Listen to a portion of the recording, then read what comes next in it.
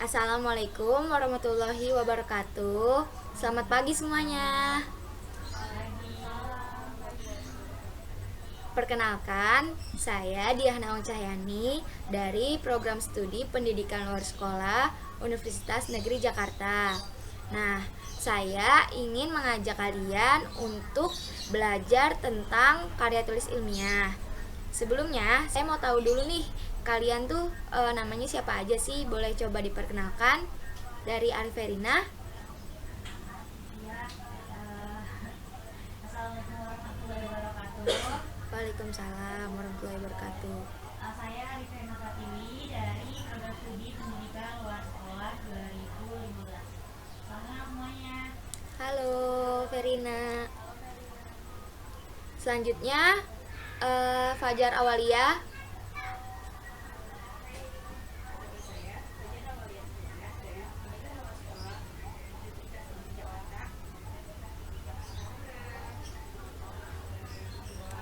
Salam kenal Tiwi. Selanjutnya Awala Diana.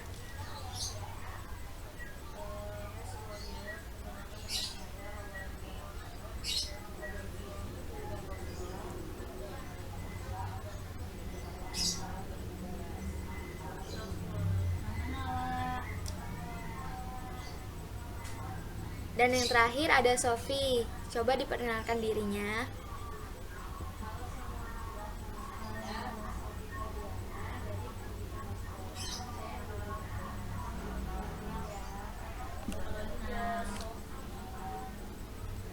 Nah, setelah kita berkenalan, saya mau memulai materi ini dengan melakukan ice breaking. Nah, saya punya nih ice breaking untuk biar kita semangat pagi-pagi. Yang pertama, kalian ikutin saya ya. Kalau saya bilang semangat, kalian bilang empowers. Nah, kita mulai ya. 1, 2, 3. Semangat. Semangat. Kurang kompak nih. Kalau saya bilang semangat, kalian bilang empowers ya. Oke. 1, 2, 3. Semangat. Empower. Nah, udah mulai semangat semuanya? Semangat. Oke, kita mulai ya materi selanjutnya.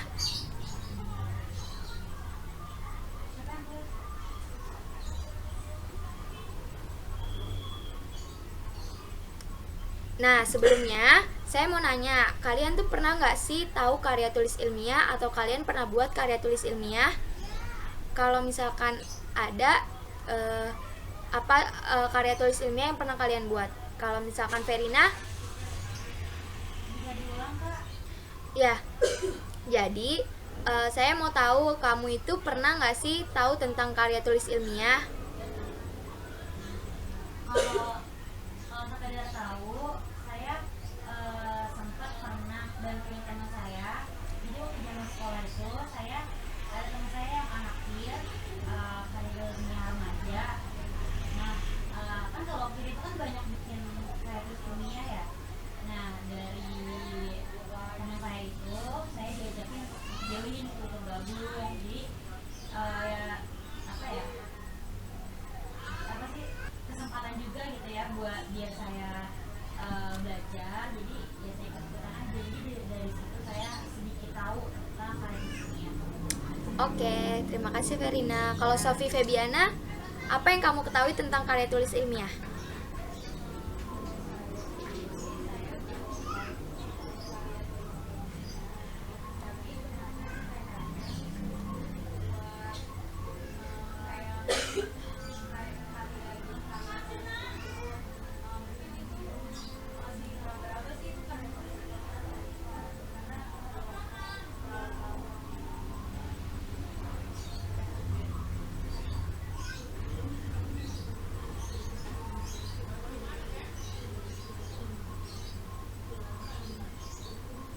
Oke, selanjutnya Fajar Awalia, apa yang kamu ketahui tentang karya tulis ilmiah?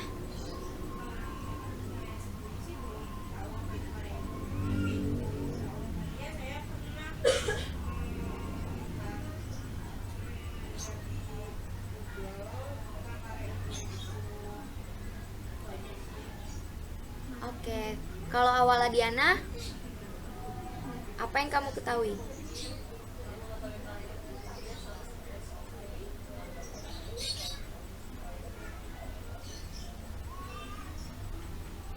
Oke, kalau gitu kita lanjut ya ke materi selanjutnya.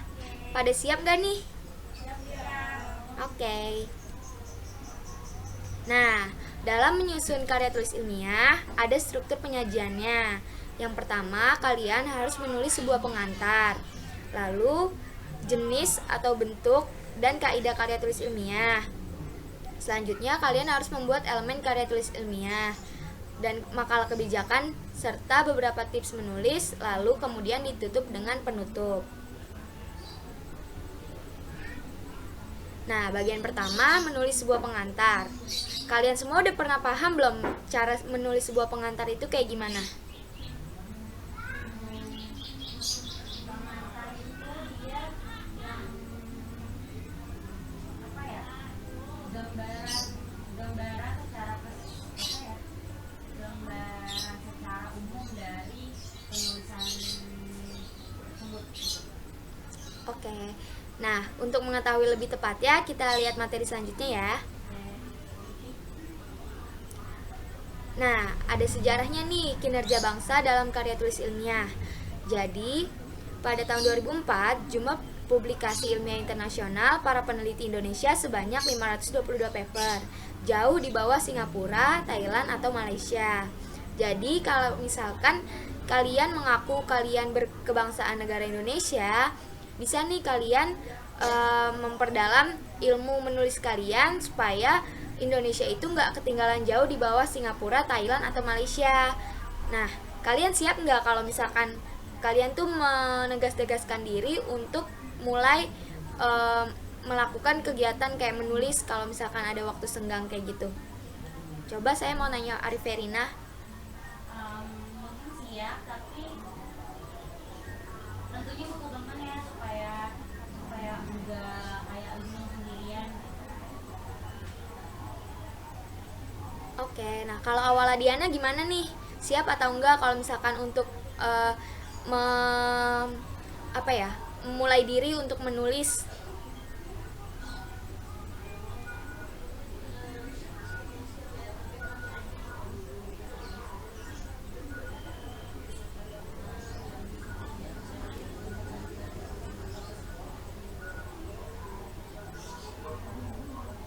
Oke, kalau Sofi gimana nih?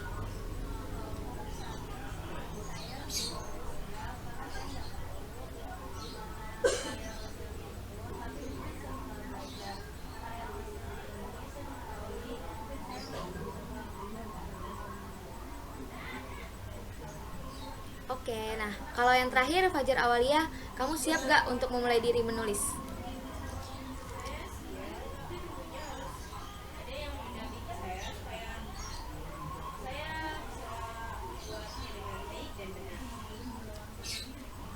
Nah, terima kasih atas pendapat kalian. Selanjutnya, nah ada ide sebagai benih tulisan, yaitu ada 3 ide dari para ahli. Yang pertama, menurut John Steinbeck, kalian bisa lihat, idea are like rabbit. You get a couple and learn how to handle them, and pretty soon you have a dozen. Selanjutnya, menurut Sir Frederick G. Banting, no one has ever had an idea in a dress set. Dan yang terakhir, menurut Triwidodo, setialah pada ide pertama, jangan peduli dengan ide orang lain yang lebih pintar dan terkenal. Segera catat dan elaborasi. Nah, selanjutnya saya akan menjelaskan tentang manfaat menulis. Yang pertama itu ada konstruksi sejarah masa depan dan rekonstruksi sejarah masa silam. Maksudnya itu adalah dengan menulis kalian bisa tahu masa depan yang akan datang itu akan kayak gimana, dan sejarah masa silam itu tuh bentuknya kayak gimana. Jadi kalian bisa melakukan prepare untuk masa depan dari kalian melihat rekonstruksi sejarah masa silam. Selanjutnya ada romantisme dan aktualisasi diri. Jadi dengan menulis kalian bisa tahu seberapa besar pengetahuan kalian dalam diri kalian. Jadi kalian bisa mulai kayak membuat diri kalian itu bisa istilahnya kalian bisa punya pengetahuan tertentu dengan menulis. Selanjutnya ada senjata yang paling hebat. Menurut Napoleon Bonaparte, saya lebih takut pada pena daripada 100 meriam. Dan menurut Winston Churchill dan Edward Bulwer Lytton, the pen is mightier than the sword. Nah, mengapa tradisi menulis itu lemah? Ada yang tahu nggak nih, mengapa tradisi menulis di Indonesia itu lemah? Kalau Verina, apa yang menurut kamu tradisi menulis itu menjadi lemah? Faktornya itu apa aja? Ini dikhususkan di Indonesia atau Menurut kamu aja, universal juga nggak apa-apa. well connecting? Ya, sepertinya koneksinya Arif Verina agak kurang baik ya. Coba kita mulai dari awal, Diana.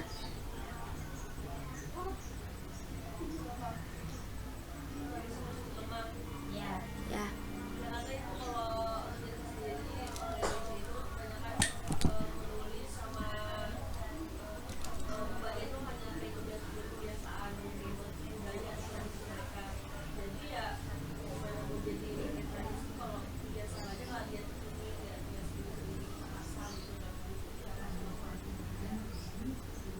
Oke, terima kasih Ola. Selanjutnya menurut Sofi gimana nih? Mengapa tradisi menulis itu lemah menurut kamu?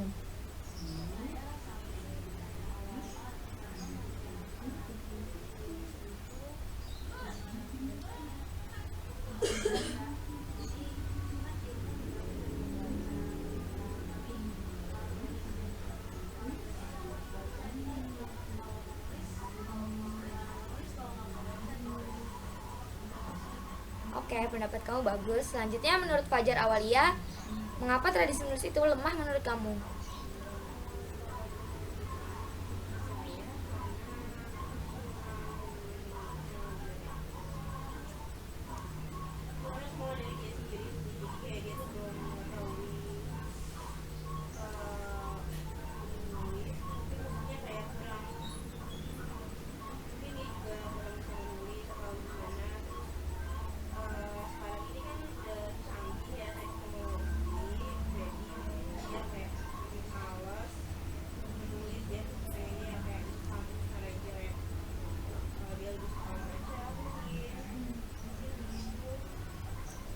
Oke. Nah, selanjutnya biar lebih tahu mengapa tradisi menulis itu lemah, kita lanjut aja kali ya. Setuju? Nah, jadi ada aspek-aspeknya nih mengapa tradisi menulis itu lemah. Yang pertama ada aspek historis, yaitu tradisi lisan jauh lebih maju karena telah ada sejak adanya manusia. Lalu perkembangan tradisi tulis tidak langsung berupa huruf atau aksara, namun berupa simbol. Masa prasejarah atau Nirleka di Indonesia berakhir setelah masyarakat di Kutai menerbitkan prasasti batu bertuliskan aksara Pallawa abad keempat atau kelima. Nah, ada aspek politisnya juga. Aspek politisnya itu yaitu penganjur demokrasi yang terbuih karena tulisan dan idenya. Lalu pemberedaran media massa, pelarangan buku, pemberangsuran berpikir di era Orde Baru. Nah, yang kedua itu ada jenis, bentuk, dan kaidah karya tulis ilmiah. Jenis karya tulis ilmiah itu ada karya tulis kediklatan, karya tulis spesialisasi widya suara, hasil litbang, tinjauan ulasan, kajian, dan pemikiran sistematis. Nah, selanjutnya ada bentuk karya tulis ilmiah. Berhubung Arif Verina dan Awala Diana koneksinya agak kurang baik, bisa dijelaskan nggak, Sofi Febiana, itu bentuk karya tulis ilmiah yang kamu ketahui kayak gimana?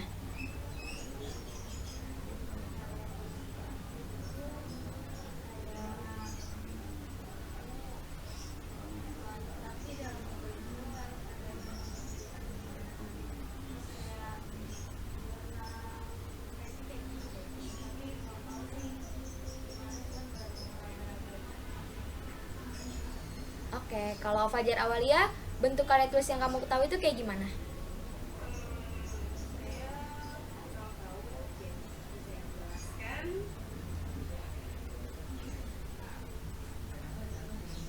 udah. Selanjutnya kita ini ya bahas tentang bentuk karya tulis ilmiah. Oke. Yang pertama ada buku. Buku itu diterbitkan lembaga yang berbadan hukum, lalu diedarkan secara nasional, memiliki ISBN, bisa berbentuk e-book dengan printbook. Nah, buku itu terbagi menjadi buku ilmiah, bunga rampai, makalah lengkap, monografi, komunikasi pendek, prosiding, kajian kebijakan, dan makalah kebijakan. Nah, ada juga nih yang bersifat non-buku, yaitu karya tulis ilmiah yang dipublikasikan dan yang tidak dipublikasikan. Selanjutnya ada kaidah karya tulis ilmiah, yaitu kaidah karya tulis ilmiah harus memenuhi kriteria asli, perlu, ilmiah, konsisten, objektif, logis, objektif, sistematis, andal, desain, dan akumulatif. Nah, yang ketiga itu kita masuk ke dalam elemen karya tulis ilmiah. Ada yang tahu nggak tentang elemen karya tulis ilmiah itu apa?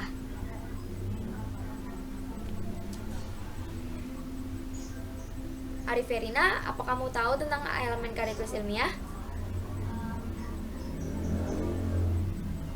Apa ya? Kurang tahu sih. Oh ya udah, kalau gitu kita masuk ke materi selanjutnya ya. Nah, dalam elemen makalah lengkap itu terdapat judul, nama dan alamat penulis, abstrak dan kata kunci, pendahuluan, tinjauan pustaka atau landasan teori, metode, hasil dan pembahasan, kesimpulan, saran, daftar pustaka, dan ucapan terima kasih. Nah, selanjutnya di bagian 4 ada makalah kebijakan dan risalah kebijakan. Nah, ada nih struktur-strukturnya. Yang pertama itu ada struktur policy paper, yaitu strukturnya itu harus mencakup nama instansi penulis, judul, nama penulis, latar belakang, hasil sintesis, rekomendasi, dan implementasi. Selanjutnya, dalam struktur policy brief ada judul, ringkasan eksekutif, konteks, kritik, rekomendasi, lampiran, dan sumber bacaan. Nah, yang kelima itu ada beberapa tips menulis. Di sini saya akan memberikan tips untuk kalian yang ingin belajar menulis supaya kalian bisa kayak punya hobi baru yang lebih bermanfaat. Mau tahu nggak tipsnya apa aja? Oke, kita lihat ya. Nah, dalam pengutipan itu ada pengutipan langsung, tidak langsung, dan dari sumber kedua. Selanjutnya dalam penulisan daftar pustaka itu berisikan judul buku-buku, artikel, jurnal, dan sumber bacaan lainnya sebagai rujukan acuan yang digunakan dalam karya tulis ilmiah. Nah, kalian pasti pernah lihat kan yang namanya daftar pustaka. Nah, di sini ada contoh penulisan daftar pustaka. Seperti yang kalian ketahui, pertama kalian menuliskan nama penulis dipisahkan dengan tanda koma. Lalu kemudian dilanjut dengan tahun penerbitan. Terus judul buku ditulis dengan huruf miring. Selanjutnya kalian masukkan penerbit dan tempat penerbitan.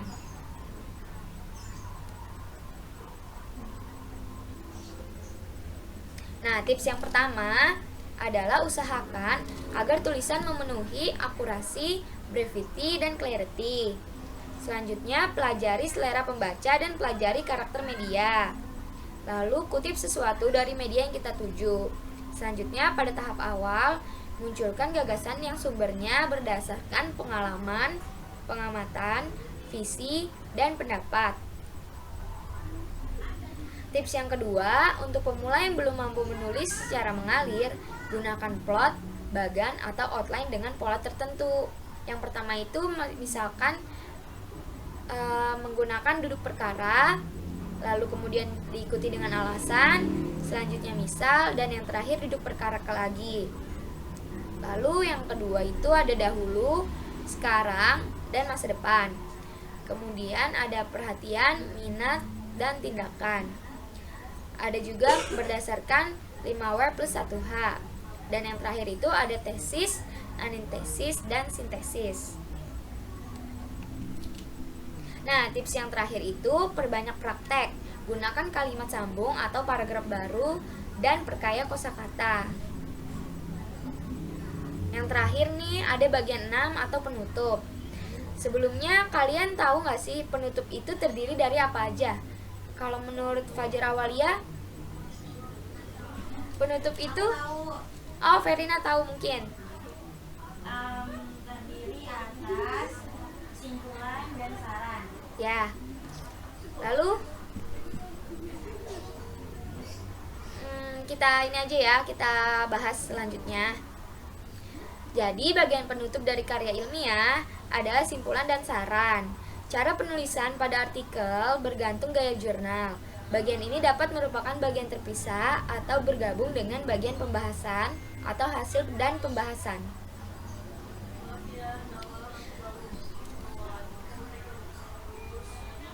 Iya, nggak apa-apa. Nah, sebelumnya ada pertanyaan nggak yang ingin kalian tanyain seputar karya tulis ilmiah? Aku mau nanya. Boleh? Oh iya.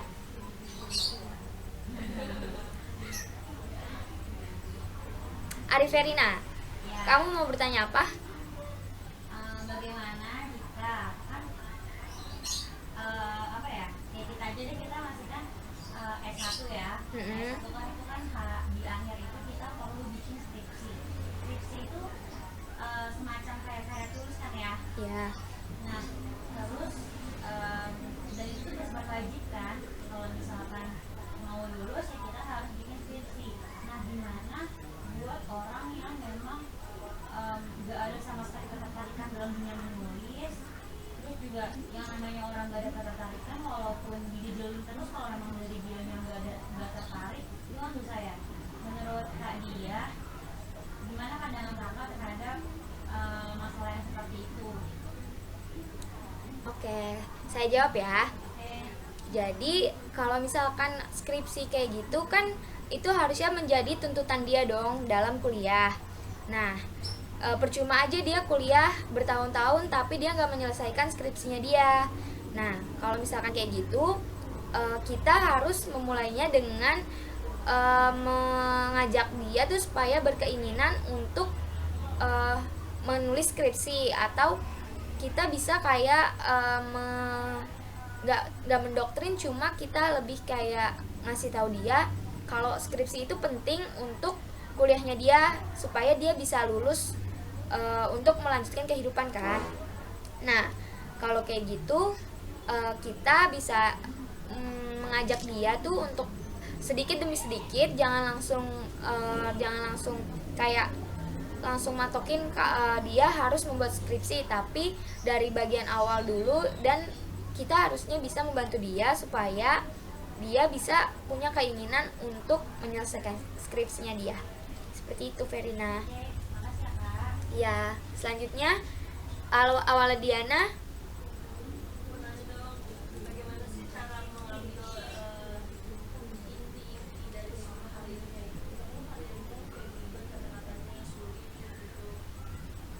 Nah,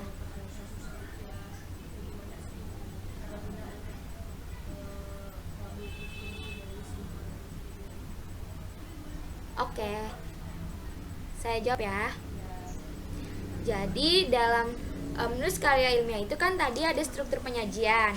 Dalam membuat kesimpulan itu kamu bisa lihat dari elemen karya tulis ilmiah.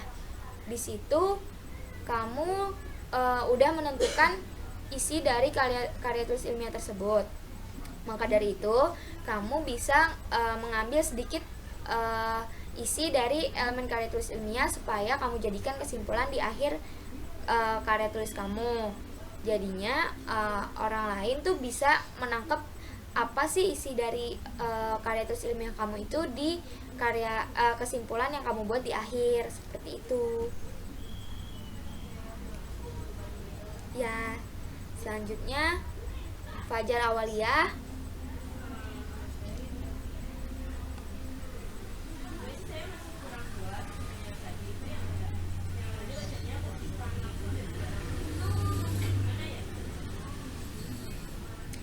dalam kutipan langsung dan tidak langsung itu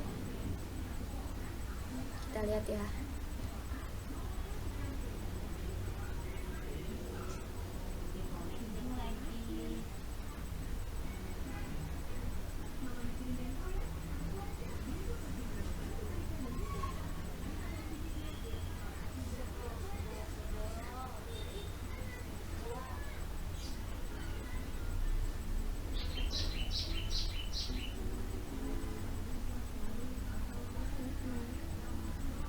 Nah, dalam pengutipan langsung dan tidak langsung, maksudnya itu yaitu kamu bisa mengutip kutipan tersebut melalui sumbernya, yaitu dengan kamu seperti kayak kamu wawancara, itu kan bersifat langsung.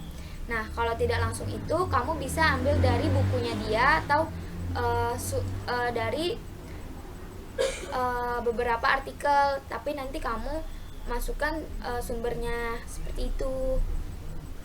Awala Fajar Awalia ya. Oh, sepertinya koneksinya pada ini ya kurang baik. Halo, sorry ya kak, tadi koneksinya jelek. Iya, nggak apa-apa Verina.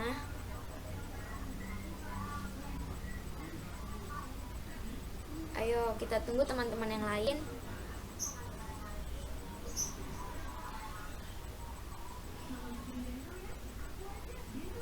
Nah, sebelumnya saya mau memberikan kesimpulan. Jadi, kesimpulannya adalah dalam karya tulis ilmiah kalian itu bisa menggunakan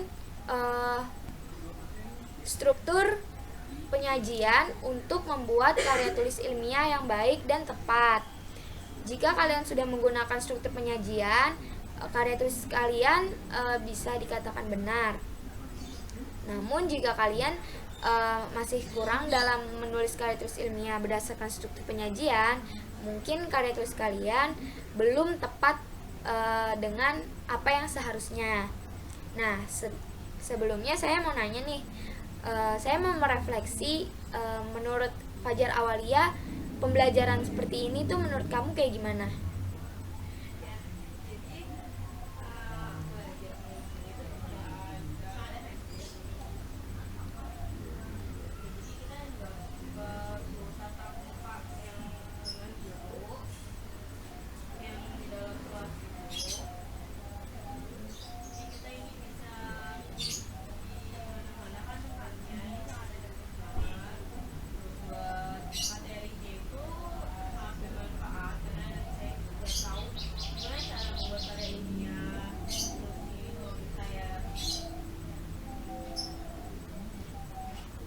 Nah, selanjutnya menurut Arifverina, gimana menurut kamu pembelajaran yang dilakukan seperti virtual kayak gini?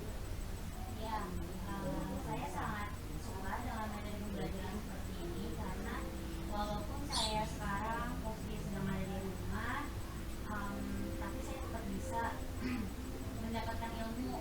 Jadi apa ya? Sebagai bukti kalau ilmu itu bisa didapat di mana aja gitu. Jadi nggak cuma di lembaga pendidikan aja. Jadi kita nggak perlu ke kampus baru kita bisa belajar, tapi dengan begini pun dengan cuma mengandalkan kuota dan laptop kita tetap bisa memperoleh ilmu. Terus dari materi yang dipaparkan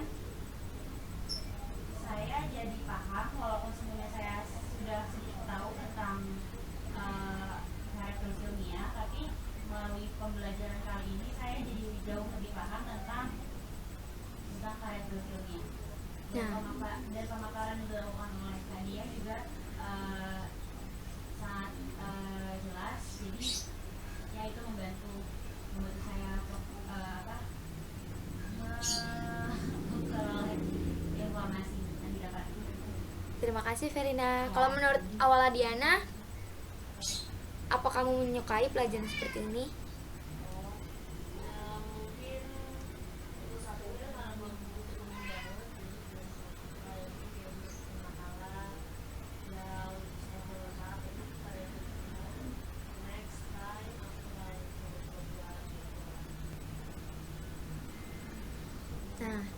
sebelumnya kalian tuh pernah nggak sih buat karya tulis ilmiah? Pernah. Ariferina pernah? Nggak pernah, tapi yang tadi di awal aku bilang aja, jadi kayak cuman ikut-ikutan temen gitu. Tapi kalau misalkan bikin dan bikin atas nama saya sendiri itu belum. Oh, oke. Nah, tadi Fajar Awalia sempat hilang ya karena koneksinya kurang baik. Saya mau nanya gimana menurut kamu dengan metode pembelajaran seperti ini?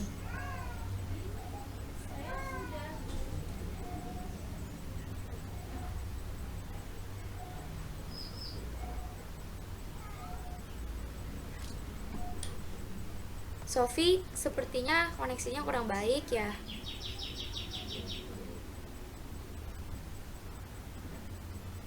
Nah, selanjutnya saya ingin saya ingin tahu kalian itu ini enggak sih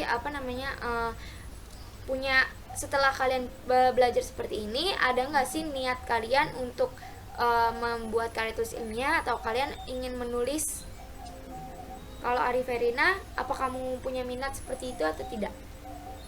Kalau minat belum sih, karena kayaknya penyusunan karya ilmiah itu kompleks banget ya kalau misalkan dibandingkan sama makalah-makalah yang biasa kita buat untuk penugasan, itu jauh lebih kompleks gitu. Terus ya gimana ya, kalau misalkan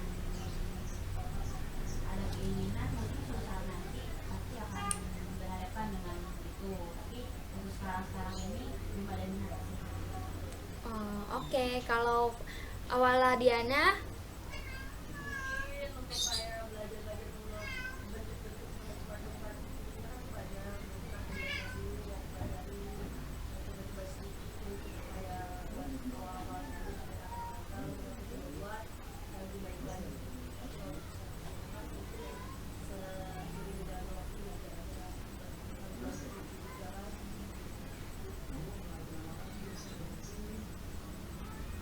oke, terima kasih atas jawabannya.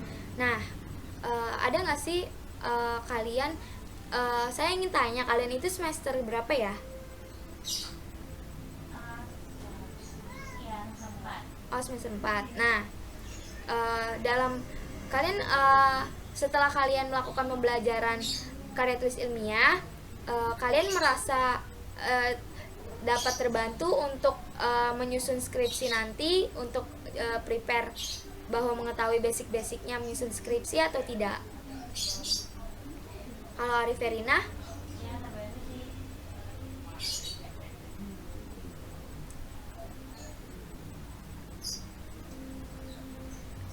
Diana? Nah,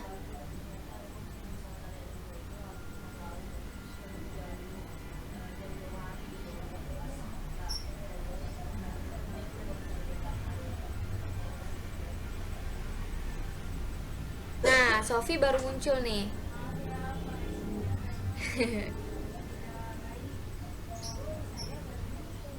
Iya, nggak apa-apa. Nah, kalau Fajar Awalia, kamu merasa terbantu nggak untuk memikirkan skripsi kamu nanti dengan melakukan pembelajaran karya tulis ilmiah?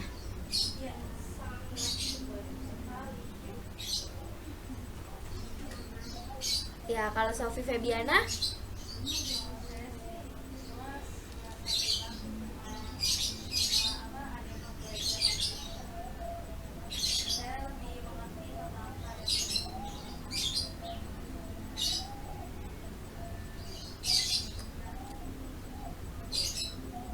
Oke, nah selanjutnya ada nggak sih yang ingin kalian tanyain lagi tentang seputar karya tulis ilmiah?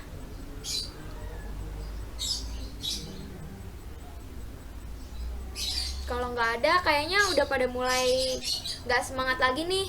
Kalau misalkan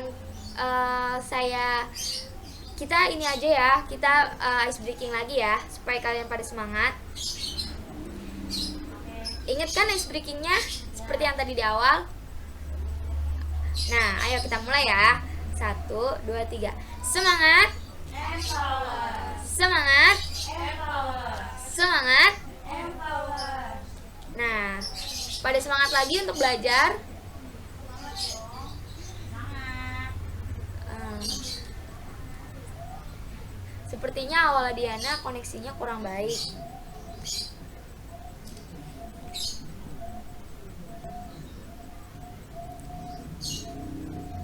Nah, kalian tuh ini nggak sih pernah nggak sih kayak eh, kalian punya niat untuk menulis tapi kalian merasa diri kalian itu masih kurang cukup ilmunya tentang menulis?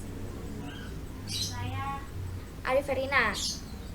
sebenarnya suka banget nulis, suka nuangin apa ya, suka nuangin pikiran tulisan, tapi kadang masih suka bingung untuk membentuk kalimat itu gitu. Jadi kayak mungkin karena kurang kosakata juga atau kurang baca juga sih. Jadi kamu udah punya ya niat untuk melakukan menulis.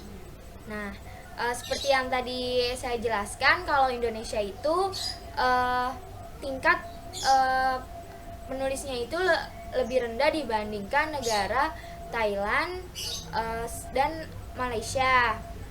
Nah, kamu ini enggak pernah kamu jadi punya kayak pemikiran bahwa kamu ingin memajukan Indonesia dengan karya tulis kamu itu suatu saat nanti? Kalau keinginan seperti itu sih pasti ada aja ya, tapi gimana ya, kayaknya muluk banget gitu kan. Karena saya nulis aja masih berantakan banget gitu. Tapi kalau misalkan sekedar keinginan pasti ada aja. Jadi kamu kurang percaya diri ya untuk Ya. menggo publikan tulisan-tulisan kamu. Iya benar banget. Nah, kalau misalkan yang lain gimana nih? Ada nggak minat untuk menjadi penulis kayak gitu?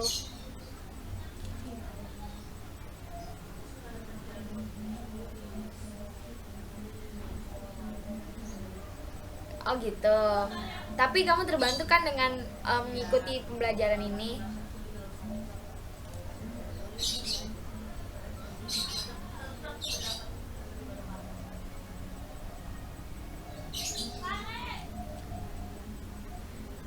Nah, selanjutnya kalau Sofi Febiana gimana nih? Yes. Kalau aku sih dari dulu suka nulis dari dulu tuh suka nulis blog apa SMP SMA, tapi nggak ini sih, maksudnya kosakatanya masih berantakan, masih nggak terlalu deh, masih di kadang-kadang gue dulu kadang-kadang apa yang masih suka-suka, cuman suka cuman belum punya kapasitas. Jadi kamu masih kurang memperdalam ilmu menulis kamu ya. Tapi kamu terbantu kan dengan pembelajaran karya tulis ilmiah ini? Aku boleh nanya gak? Boleh, Kalau silakan. Nadia sendiri udah punya satu karya tulis ilmiah nggak? Kalau saya sebenarnya saya itu senang menulis, cuman saya itu sama seperti kamu. Kalau saya itu masih kurang percaya diri dengan tulisan saya. Jadi saya lebih untuk memilih-milih lagi karya tulisan saya yang saya buat. Tapi saya nggak punya keinginan untuk publikasikan tulisan saya itu seperti itu.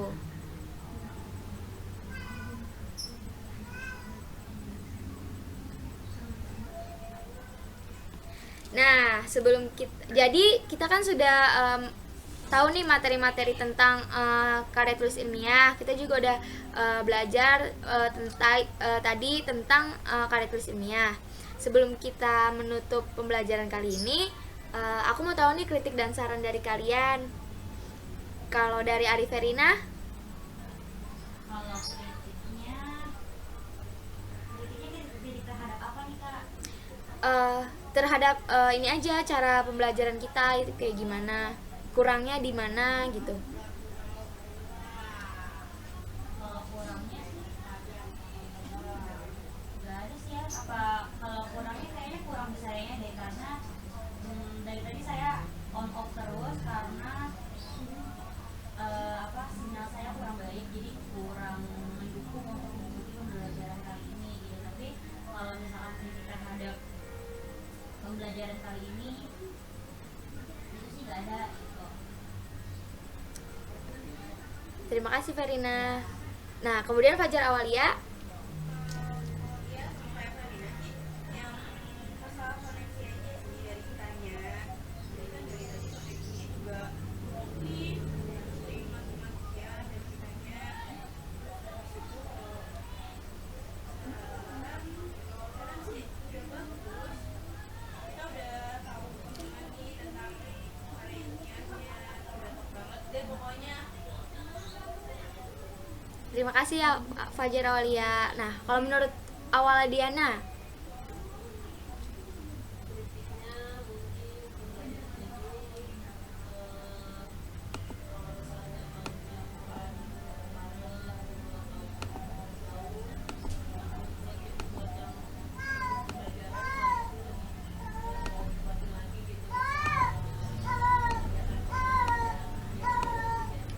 Nah, kalau menurut Sofi Febiana. Kalau menurut saya sih pembelajaran ini udah bagus ya, udah kreatif. Tapi ya itu tadi yang masalah koneksi memang bagus, tapi belum maksimal yang bisa buat semuanya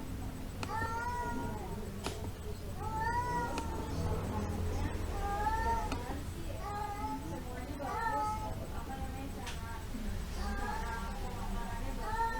Saya juga